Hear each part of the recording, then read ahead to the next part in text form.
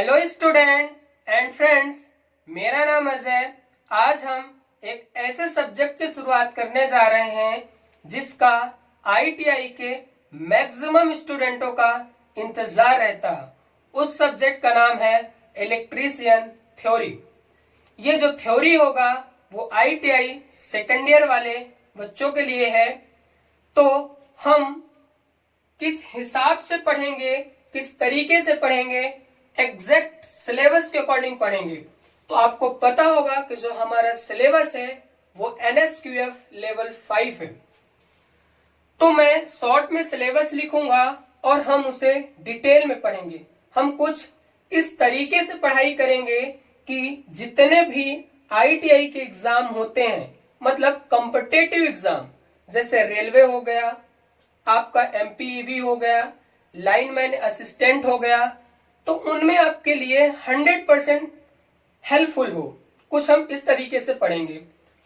तो अब हम यहाँ पे सिलेबस लिखने जा रहे हैं। आप चाहो तो नोट कर सकते हो, हालांकि ये पहली क्लास है।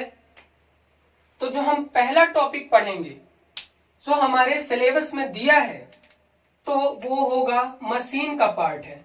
हम 4 पार्ट में ही डिवाइड किए और 4 पार्ट में पूरा आईटीआई सेकेंड ईयर की थ्योरी खत्म कर देंगे। तो पहला जो हमने पार्ट बनाया उसका नाम है मशीन।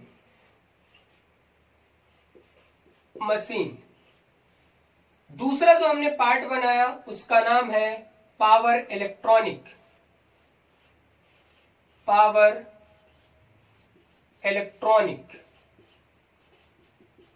जो हमने तीसरा जो बनाया उसका नाम है जनरेशन।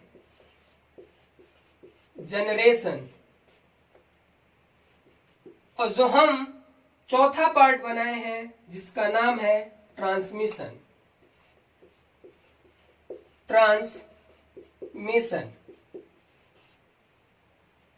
इसके बाद जो हमारा पांचवा है कन्वर्टर वगैरह है वो हम सब देखेंगे। कन्वर्टर इस हमारे 5 टॉपिक में पूरा कंप्लीट हो जाएगा।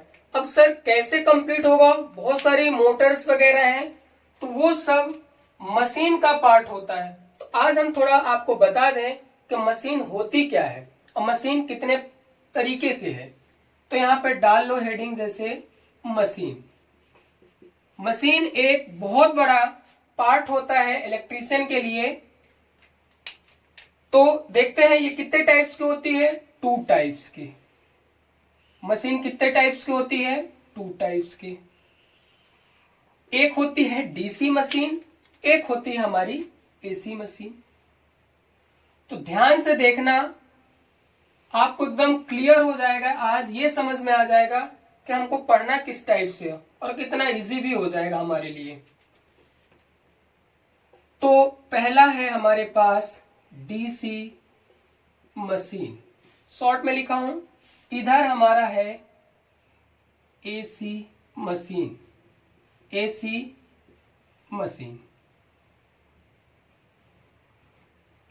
चलो अब हम क्या करेंगे, इसको भी थोड़ा सा बड़ा लिख लेते हैं, एसी मशीन।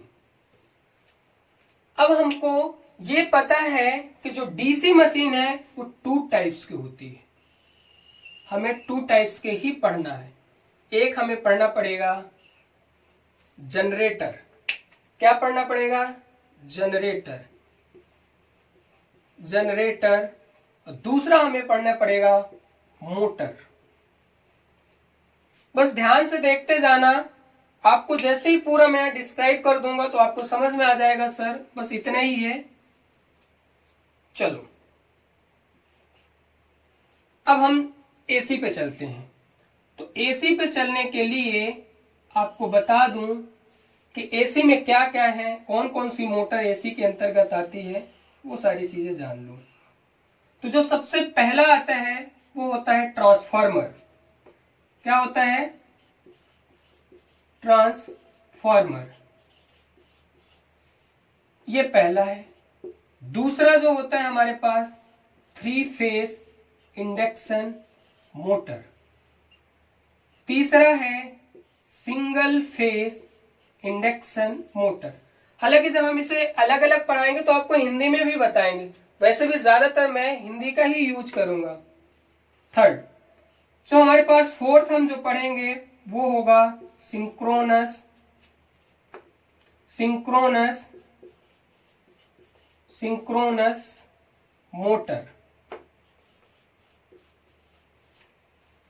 इसके बाद हम जो पढ़ेंगे उसका नाम होगा अल्टरनेटर अल्टरनेटर। ये 4 हो गए, 5th हो गया। तो हमें कुछ इस टाइप से पढ़ना पड़ेगा। अब मैं आपको बता दूं कि मैक्सिमम जो है आपके ये जितनी टाइप्स की मोटर हैं, जैसे 3 फेज सिंगल फेज और 3 फेज इंडक्शन मोटर है, वो हमें पढ़ना पड़ेगा सेकंड ईयर में ही। जनरेटर जो है हमको सेकंड ईयर में पढ़ना पड़ेगा।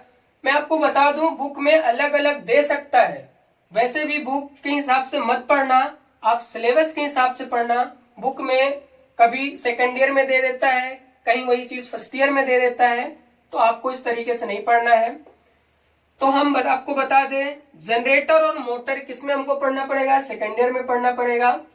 ट्रांसफार्मर की हमको वाइंडिंग पढ़ना पड़ेगा सेकंड ईयर में। 3 फेज इंडक्शन मोटर पूरी पढ़नी पड़ेगी।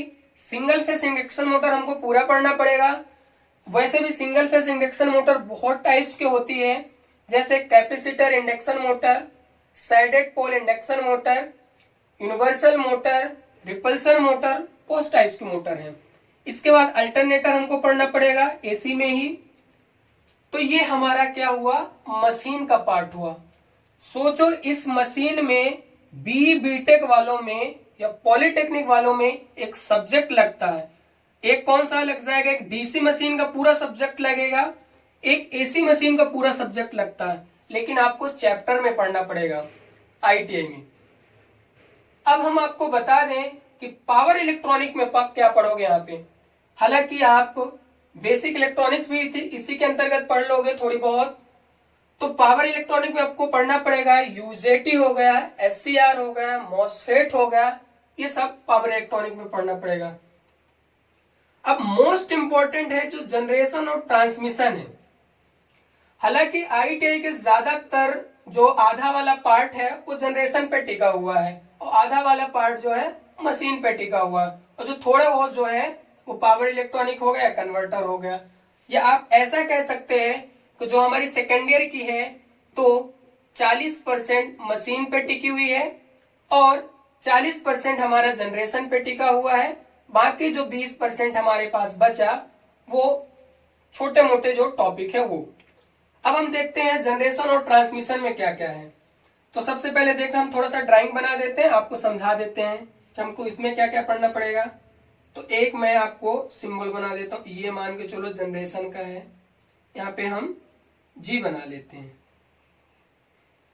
जनरेशन हुआ, जनरेशन के बाद हमने ट्रांसफार्मर लगाया, इसको स्टेप अप किया, स्टेप अप करने के बाद कुछ दूर ले जाके और भी हमने इसको स्टेप अप ट्रांसफार्मर लगाया।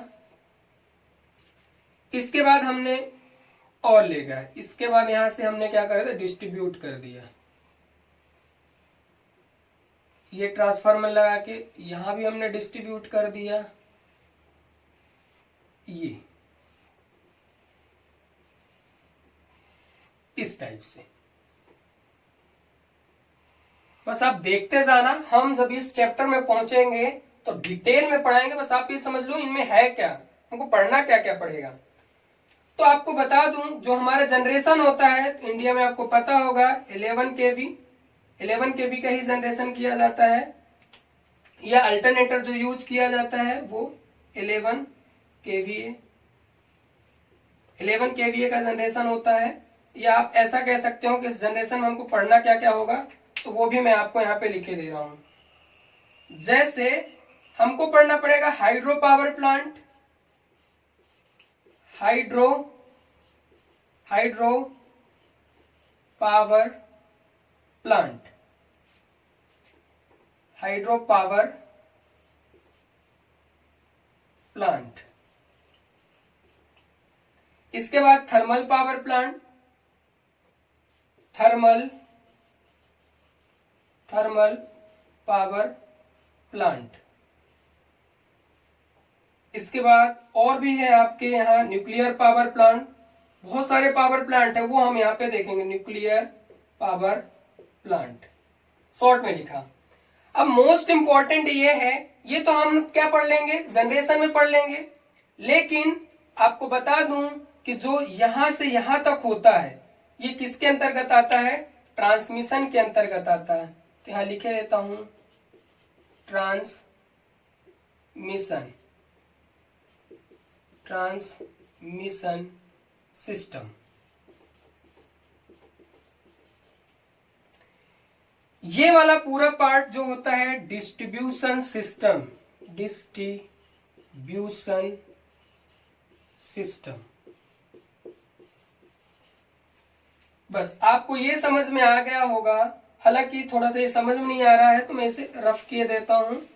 अब आपको एकदम क्लियरली समझ में आ रहा होगा कि यहां से जो यहां तक का होता है वो हमारा क्या होता है, ट्रांसमिशन।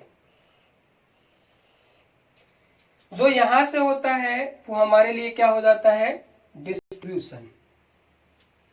तो ट्रांसमिशन हम पढ़ेंगे, ट्रांसमिशन वाले चैप्टर में पढ़ेंगे। फीडर हो गया और डिस्ट्रीब्यूटर हो गया, ये ट्रांसमिशन में हम एक्चुअल में ये पढ़ेंगे। अपना सैग वगैरह कैसा होता है, जो ओवरहेड लाइन होती है, वो सारी चीजें ट्रांसमिशन में पढ़ेंगे। जो भी कनेक्शन होता है ट्रांसफार्मर का वो। अब हम डिस्ट्रीब्यूशन में क्या पढ़ेंगे, ट्रांसमिशन के अंतर्गत ही इसमें आ जाएगा, हम डिस्ट्रीब्यूशन पढ़ लेंगे।